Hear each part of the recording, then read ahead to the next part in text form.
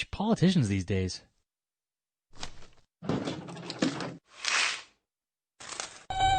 I see you've been busy. Really? A letter? Dear Tim and Moby, my teacher says I should use more active voice in my writing. Is that always true? From Warren. Hey, Warren. Voice has to do with how we construct sentences. Specifically, how we string together the subject, verb, and object. Swapping the order of these elements can turn a sentence from the active voice to the passive voice. Usually, the subject is the doer of the verb. It's the person, place, or thing that performs an action. The object receives the action of the verb. Sentences where the subject carries out an activity are in the active voice. Well, because the subject is literally active. It's doing something, like reading or shredding. Spying. Buying votes? You're in a lot of trouble, bucko. In the passive voice, we swap the object with the subject. So the action of the verb is performed on the subject. The newspaper is read by Tim. Yeah, it sounds pretty clumsy, and it's wordier than the active voice. We have to shift the verb to the past tense, link it to the subject with a form of to be, in this case, is, and link it to the object with a preposition, like by. You can change the voice of almost any sentence. Mayor Doby buys a vote is active. We can switch it to the passive. A vote is bought by Mayor Doby. In most cases, active voice will sound cleaner. That's why teachers recommend sticking with it. Passive voice is grammatically correct, but the active voice is usually stronger and more dynamic. Just look at what the district attorney is saying. I will not tolerate corruption in any form. Not corruption in any form will not be tolerated by me. Ooh, and look at that. Mayor Doby will pay for what he's done. Passive construction shifts attention away from the doer. A speaker or writer can use it to obscure who performed the verb, like this guy. Right, mistakes were made is passive, and it's unclear. We can't even tell who made the mistakes. What a weasel. Sure, passive voice is fine when mentioning the doer isn't possible or necessary, like when he's unknown or totally obvious. That's a good point. Sticking with the active voice for too long can feel overly forceful. I mean, just listen to this DA. The mayor is guilty. I will prosecute him fully. Authorities know where he is. Man, that's getting repetitive, isn't it? Using the passive voice can mix things up a bit. Ah, here we go. Mayor Doby will be indicted by tomorrow morning.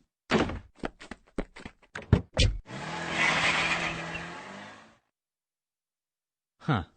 I see you finally took off that silly disguise. The mustache and the wig. Right, your cousin Doby. I'm sure the DA will buy that one. Ladies and gentlemen, the descent into Fredonia has been begun by us. All seat backs should be ensured that they are in their...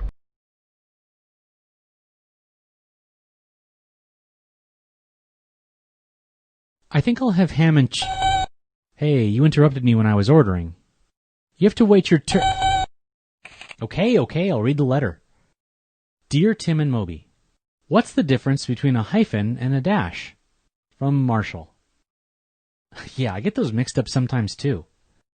Hyphens and dashes are those little punctuation marks that separate phrases, words, parts of words, and numbers. The most common ones look like this. This is a hyphen. This is an N dash, and this is an M dash. Don't worry, I'll explain the difference. We might need a minute here. The first and smallest symbol is a hyphen. When a word is too long to fit on one line, a hyphen separates the syllables, and the other syllables go on the next line. Hyphens are also used in phone numbers, when you're spelling out a word letter by letter, or in a dictionary to denote the syllables of a word. Hyphens are most commonly used in compound words like merry-go-round and runner-up, and to connect words to create a compound modifier before a noun, like bad weather report or 10-year-old girls. The words bad and weather go together to explain the type of report. Same with 10-year-old, it's one unit of meaning describing the girls. Without the hyphens, the meaning wouldn't be clear. We might think the report is badly done, or that there are 10 girls who are all a year old.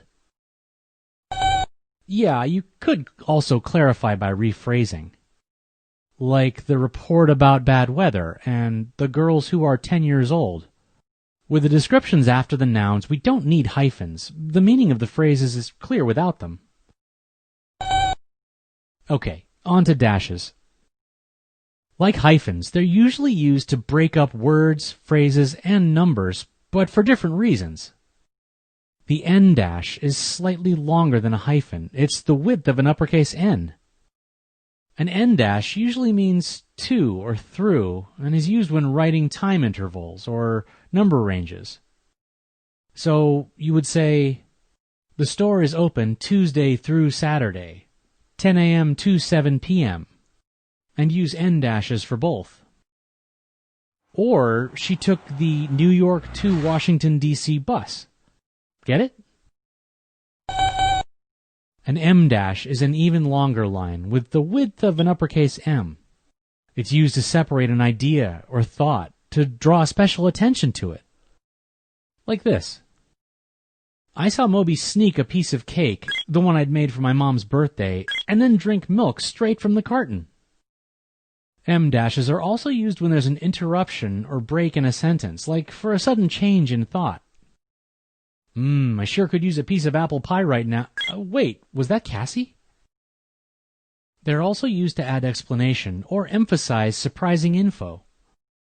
Like, they announced the Bake-Off's #1 dessert, Tim's pecan pie. You're right, that sentence also had hyphens in the compound word bake-off and the compound modifier #1. Here's another test on hyphens and dashes. Where would you put the hyphens and dashes in this sentence? Johnson, the famous left-handed pitcher, was taking the early Los Angeles-New York flight on Monday morning.